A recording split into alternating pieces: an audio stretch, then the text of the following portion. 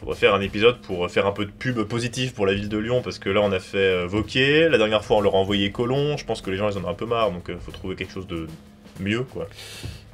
Bruno Bonnel. Barbarin. Hein.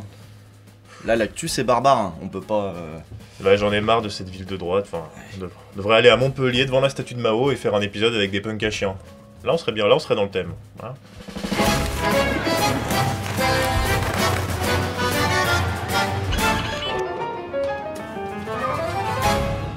Alors pour nous mettre en jambe, nous allons commencer par écouter une déclaration officielle de Monseigneur Philippe Barbarin, archevêque de Lyon. Je prends acte de la décision du tribunal.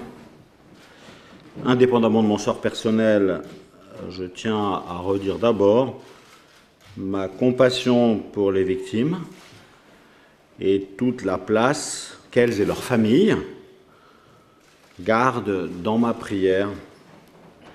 J'ai décidé d'aller voir le Saint-Père pour lui remettre ma démission. Il me recevra dans quelques jours. Je vous remercie. Cette déclaration date du 7 mars dernier. Barbarin venait alors d'être condamné à 6 mois de prison avec sursis pour non-dénonciation d'abus sexuels sur mineurs par le tribunal correctionnel de Lyon. Une condamnation qui a pu paraître plutôt inattendue. Certains pensaient que pour Barbarin ça allait être cool Raoul, d'autant plus que la procureure avait requis la relaxe, Max. Et pourtant le jugement du 7 mars est particulièrement clair. Les juges ont estimé que le cardinal Barbarin avait couvert les faits d'agression sexuelle du père Bernard Prénat uniquement pour éviter tout scandale public et pour préserver l'institution à laquelle il appartient.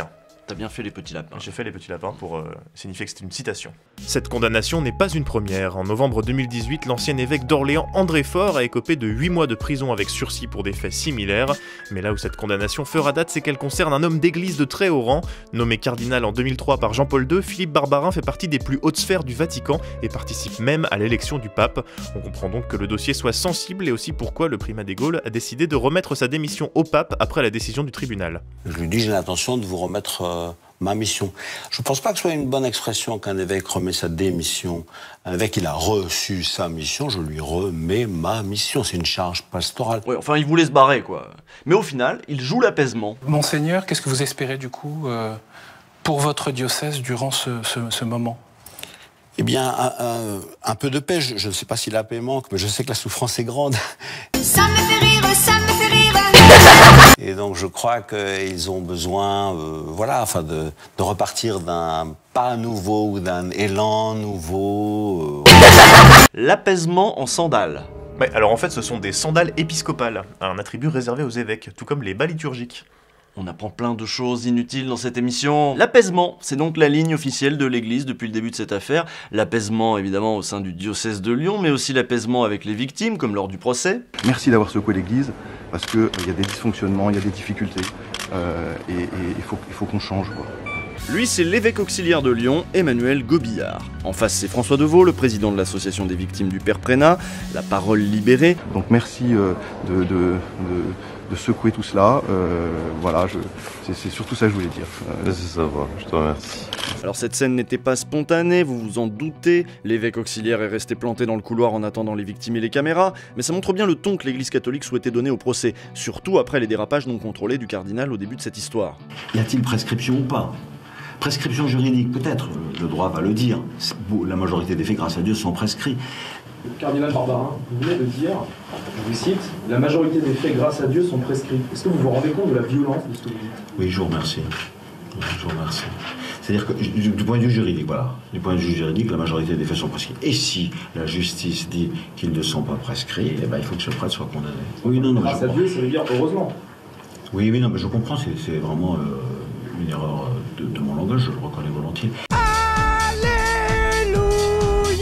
C'est bien ça comme méthode de com, on joue l'apaisement, on respecte les victimes, on est les gentils, tous unis contre les méchants, pédophiles, déviants, sataniques.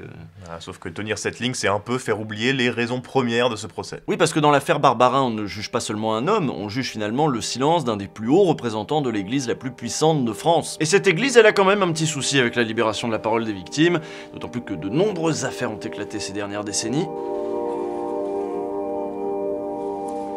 Cari fratelli e sorelle, Ce discours du pape, prononcé le 24 février dernier, marquait la fin de la rencontre pour la protection des mineurs dans l'église. Un sommet organisé par le Vatican pour souligner que les hauts dignitaires catholiques avaient bien pris conscience du problème et qui fait suite aux excuses présentées aux victimes par Benoît XVI. Dans ce contexte, après l'annonce de la rencontre du cardinal Barbarin avec le pape François, on pouvait légitimement s'attendre à ce que l'église accepte la démission d'un évêque qui venait tout juste d'être condamné, et pourtant ce n'est pas ce qui s'est passé. Le pape François a refusé la démission de Barbarin en invoquant la présomption d'innocence, alors qu'il venait d'être condamné. Ouais, son explication, c'est qu'en fait, il a fait appel et que le parquet a aussi fait appel, donc il est pas vraiment coupable. Habile. Pas vraiment habile. Plus malhabile, en fait. On sent vraiment un décalage énorme entre les déclarations des différents responsables ecclésiastiques et leurs actes. Pour expliquer cela, le sociologue des religions Olivier Bobineau propose quelques pistes. Il y a deux principes majeurs au sein de l'Église catholique romaine depuis des siècles qui peuvent expliquer le silence et le secret. Le premier principe, je le résume souvent par « pas de vague, bon vieux, pas de vague ». Le rapport des catholiques au conflit, à la dialectique, à l'épreuve de force, surtout non. Deuxième principe majeur de l'Église, c'est le sexe est tabou. Ce décalage, c'est aussi le signe caractéristique d'une institution qui fonctionne en vase clos, avec ses propres règles, sa propre hiérarchie. Mais il y a aussi quelque chose qui peut paraître assez incroyable, avec ses propres lois et ses propres procès. Baptisés procès canoniques, ils ont par exemple vu passer le père Prénat, qui était défendu par ce qu'on appelle un avocat ecclésiastique. Pendant 922 ans, l'Église catholique, elle gère ses problèmes en famille. Et les autres n'ont pas le droit de regard. Or, Benoît XVI dit, nous avons l'obligation de coopérer avec la justice civile et la justice des États. On a là une véritable société parallèle, et ça peut s'appliquer au milieu catholique dans leur ensemble. Le Seigneur passe en ce moment, il vient de libérer un garçon de la masturbation. On le voit notamment dans le film Grâce à Dieu, qui revient sur l'affaire Prénat. On voit que même pour les victimes, souvent très proches de l'Église catholique, la question de s'adresser ou non à la justice de la République ne s'est posée que très tardivement. Enfin, moi, ce que j'attends, c'est une sanction de l'Église à son encontre. Je vais être clair avec vous, le père Prénat restera toujours prêtre. Vous pourrez trouver tout un tas d'autres milieux avec des fonctionnements analogues, mais avec 1,2 milliard de fidèles dans le monde, avec toutes ces affaires là qui ont éclaté particulièrement depuis le début des années 2000, on parle de milliers d'affaires, eh bien l'Église catholique est particulièrement concernée. Les catholiques romains pratiquant leurs propres écoles, leurs propres paroisses, leurs lieux de sociabilité, et bien souvent même leurs quartiers, comme les remparts d'Énée à Lyon. T'es en train de dire que c'est du communautarisme en fait? Ah bah non, ils sont blancs et ils ont de l'argent. Une fois en fait on a prié pour moi, et on m'a dit en fait Anne-Laure, quand t'arriveras au ciel, t'auras plein de petits Chinois qui courront et qui diront ouais Anne-Laure mais merci, c'est grâce à toi que je suis ici quoi. Ouais, c'est ça. Alors que tu vois, je connais pas de Chinois, enfin voilà. Anne-Camille, voilà, qui a dit 11 ans. Anisor à côté. Com, qui a 7 ans, qui aime beaucoup être enfant de cœur. Flavie Domiti, qui a quel âge déjà? Et qui va dormir, j'espère, pendant la messe. Après Foucault, qui a 2 ans et demi. Et Vendry, qui a 7 jours. Une communauté en circuit fermé, des règles à part, une certaine opacité, bref, tous les ingrédients ont été réunis pour favoriser ces agressions. C'est d'ailleurs ce qui s'est passé avec les victimes du père Prénat. Pendant les nombreuses années où il a sévi, plein de gens étaient au courant, et ils n'ont soit rien dit, soit ils ont prévenu la hiérarchie religieuse qui, à son tour, a décidé de ne rien dire. Voilà, l'idée évidemment c'est de préserver la communauté et son image. Cette situation n'est évidemment pas propre au milieu catholique. Un documentaire, M, sorti le 20 mars dernier, lève le voile sur les actes pédophiles dans les communautés juives ultra-orthodoxes. Le point commun, un entre-soi qui favorise le silence et la protection de la communauté. Quand l'association La Parole Libérée lance une conférence de presse pour dévoiler que plusieurs dizaines d'enfants ont été victimes du père Prénat, l'Église catholique le vit comme un choc. Elle qui avait tout fait pour garder ses faits dans le cercle des fidèles, à grands coups de commissions de conciliation et autres entretiens privés avec les responsables religieux. Et on touche là à une des institutions les plus anciennes et les mieux installées en France. La France, avec, comme le disent les réactionnaires, ses racines chrétiennes.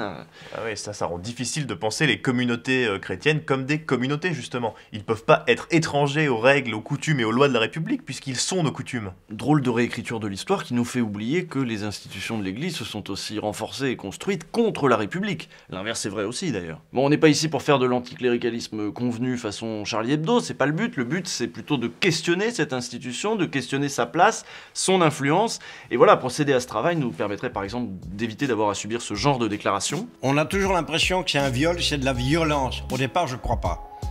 Dans après les échos que j'ai eu des confidences, un enfant cherche spontanément la tendresse d'un homme ou d'une femme, et souvent ce sont des gamins en frustration de tendresse. Donc ils vont chercher de la tendresse. La responsabilité, elle est chez l'adulte, pardon. Oui, bien entendu. Ouais. Mais le gamin, il va chercher... Vous avez tous observé qu'un gamin, il vient et vous embrasse sur la bouche. Non. Non. Ah si, moi j'ai vu ça. Mais dans quel monde ce mec doit vivre pour se dire qu'on peut encore placer des trucs comme ça sur les plateaux télé? Enfin, c'est complètement invraisemblable. Si c'est ça nos racines chrétiennes, mais ça donne envie de foutre le feu à l'arbre entier. D'ailleurs, qu'est-ce qu'on fait de ces communautés-là, hein? Quand est-ce qu'on les aide à s'intégrer un petit peu? Ça va pas du tout, là, ça va pas du tout. C'est parce qu'ils sont protégés par les bourgeois, moi je dis. Les bourgeois qui votent Fillon, là. À lundi prochain. On a aussi Vincent Verza qui est cool à Lyon. Il a fait une garde à vue, je sais pas si t'as vu il y a pas longtemps. Bah oui, c'est bien de gauche les gardes à vue. On peut avoir décroché un portrait de Macron. On a Alexandre Astier. Bon, lui il a rien décroché, il est moins de gauche. Mais... Non mais laisse-le tranquille un peu Alexandre Astier. Est-ce que moi je te parle de tes accointances avec le joueur du grenier qui vote Dupont-Aignan là? Mais il est pas à Lyon. Oui, mais il est problématique. Et du coup, par association, tu deviens problématique, je deviens problématique, Edoui Plenel... C'est ce jour-là que j'ai compris qu'avoir un pote problématique me rendait moi-même problématique et que si ça se trouve, ça a annulé tout ce que je pouvais dire de bien. En tout cas, ça m'a plongé dans des abîmes de perplexité. Chaud. C'est chaud.